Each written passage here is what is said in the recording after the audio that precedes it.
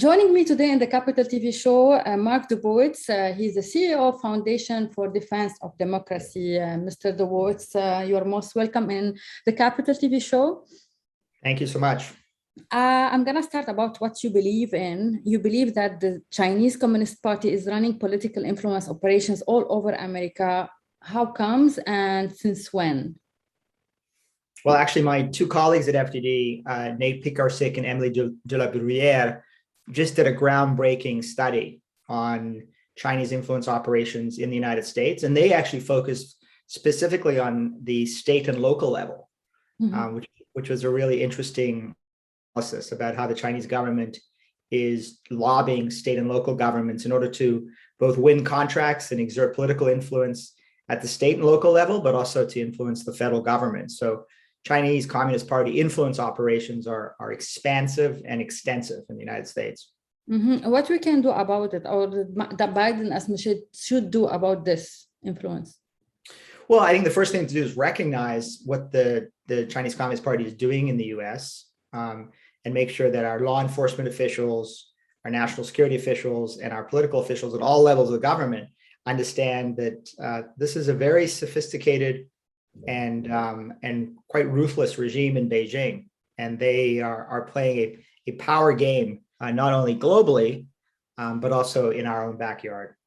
I want to follow your account and pick some tweets. So you send a message to Ned Price asking him where is the condemnation by State Department of the murder of an Israeli civilian in Jerusalem by a member of Hamas, a terrorist surrogate of the clerical regime in Iran. Did anybody answer this question? Well, it took a whole day, but eventually Ned Price, the State Department spokesman, came out with a condemnation of the murder of this Israeli civilian by Hamas. So it took him a while. Maybe it was because it was a Saturday. They weren't working hard, but eventually by the end of the day, they came out with what was obviously an appropriate condemnation by the U.S. State Department. But what is the lesson from this situation can be taken?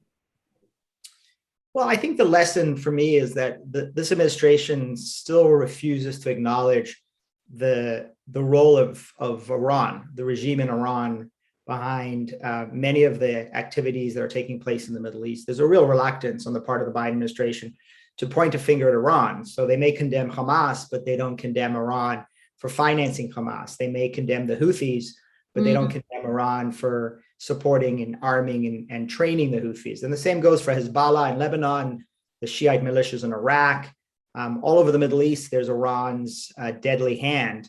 And the Biden administration has been really reluctant to point the finger at Iran, never mind do anything in return.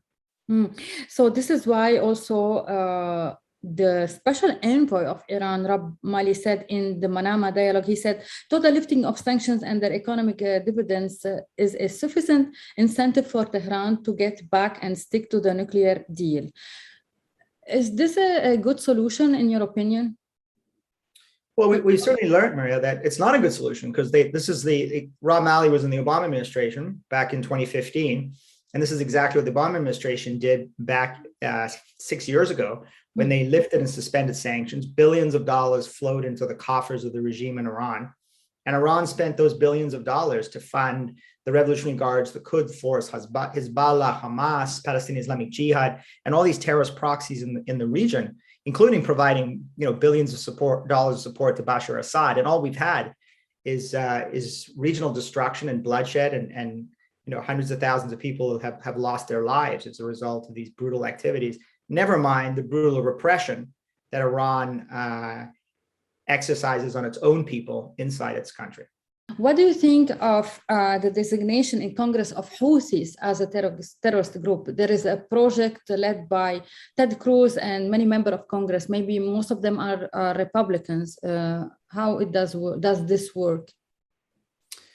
Well, I think that's exactly the right approach. I mean, the Biden administration made a huge mistake when early in their tenure, they took the Houthis off the foreign terrorist organization list. The Trump administration had rightly imposed the foreign terrorist organization designation on the Houthis, which recognized that the Houthis are an Iranian-backed terrorist organization that have been responsible for launching missiles and drones at Saudi civilians and they've also been responsible for the deaths of tens of thousands of Yemeni civilians. So, a terrorist organization being trained by the IRGC and Hezbollah, and the same practices, the same weaponry, the same financing that the IRGC and the regime itself gives to these other terrorist proxies in other countries. So big mistake to lift that terrorist designation, and exactly the right move for members of Congress to support the reintroduction of that terrorist designation. Mm-hmm. What do you think about the UK classification of Hamas as a terrorist group?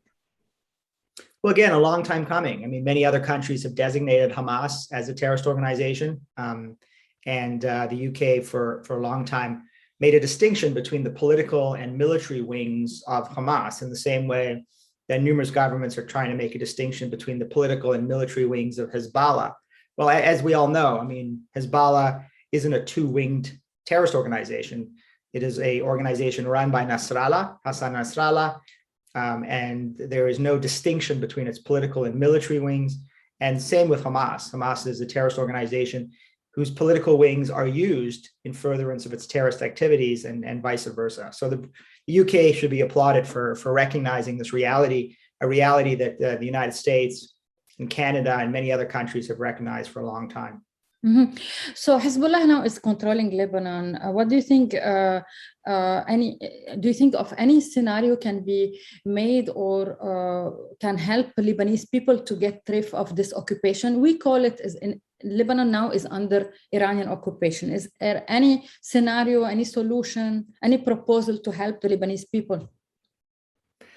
I think you're exactly right in characterizing it. I mean, this is a brutal Iranian occupation of Lebanon by its terrorist proxy Hezbollah, and I think one of the things that needs to be done is a recognition that the majority of Lebanese today despise the clerical regime in Iran, are sick of Hezbollah and all the death and destruction and economic devastation that it's imposed on the country.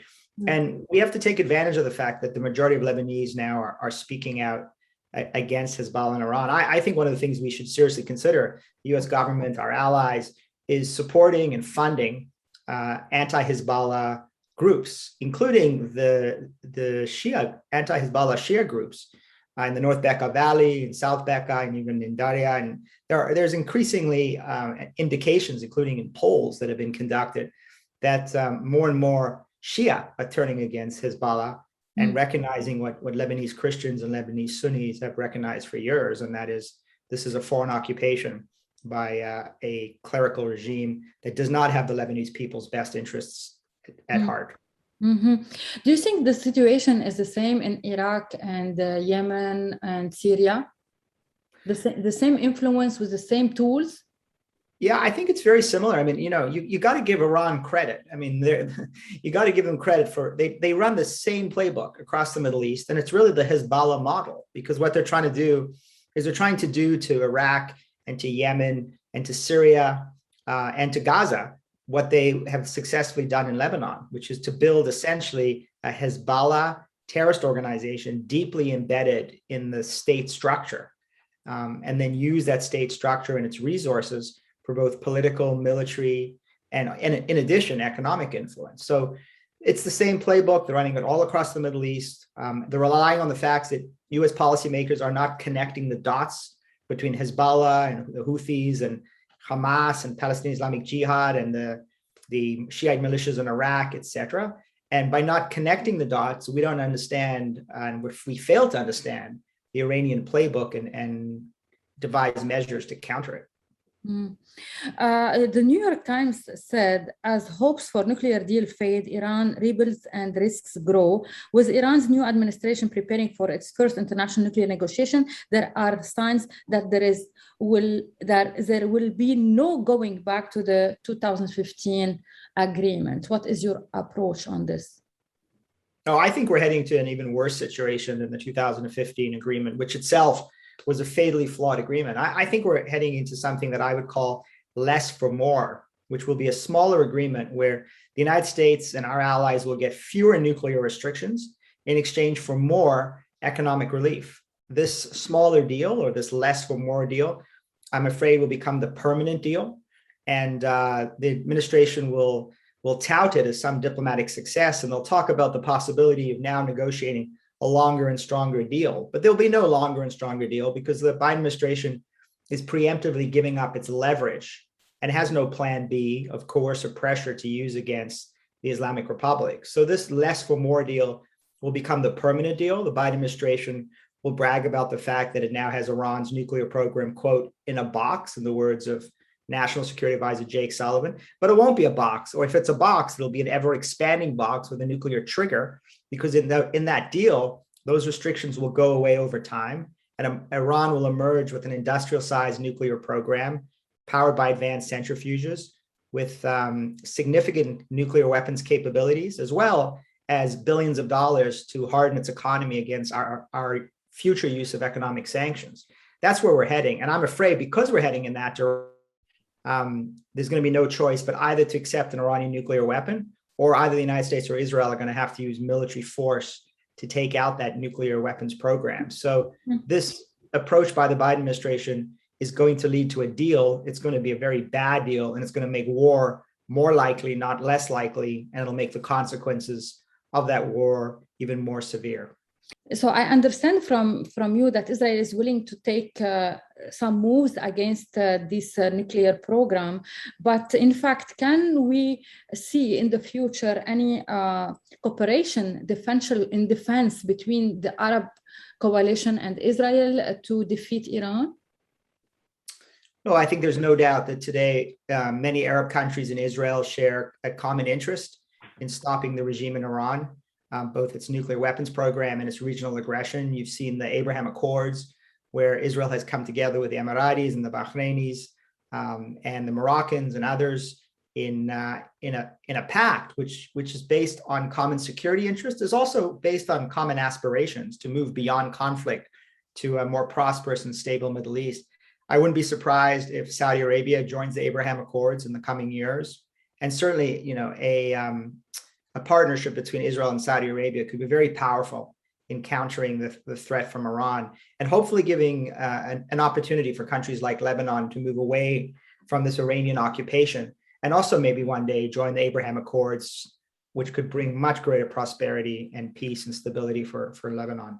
Mm-hmm. What about the role of Qatar influencing the Middle East approach, or helping Iran and funding terrorism group? Do you agree that Qatar has a major role in that matter?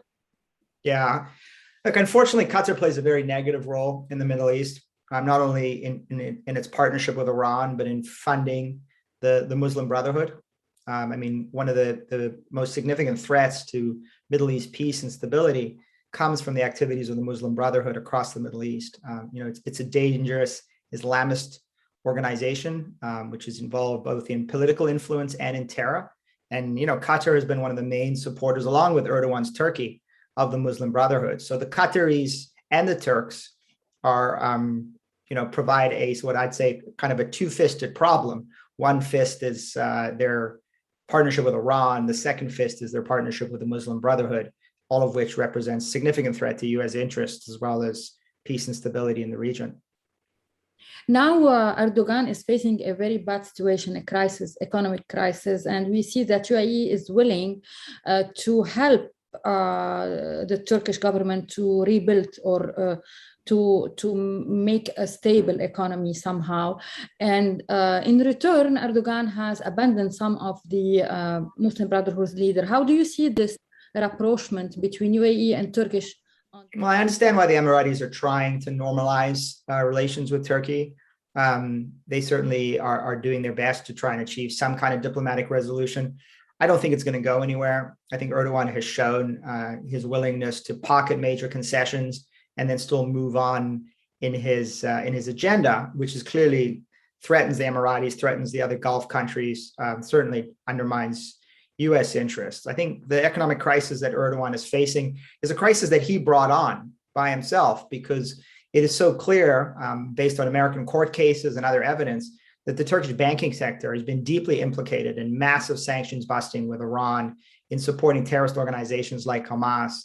And as a result of the the illicit finance and the terror financing involved in this banking sector, obviously international investors have grown very concerned about doing business with Turkish banks and in general about doing business in Turkey, given the fact that Erdogan has not been a great steward recently of the Turkish economy. He doesn't believe in interest rates. He doesn't believe in sort of the basic macroeconomic principles that governments and bankers around the world believe in. So Erdogan has brought this economic mess upon himself. And I think this is an opportunity to continue to undermine his political standing in Turkey and hopefully bring back to Ankara more pro-Western and reasonable political leaders to reestablish what was a very strong U.S.-Turkey relationship and a very strong Emirati-Turkish relationship in the past. Mm-hmm. Thank you, Mark Dubowitz, CEO of FDD. Thank you so much for your time. Thanks so much for having me. Hey, Maria Malouf here.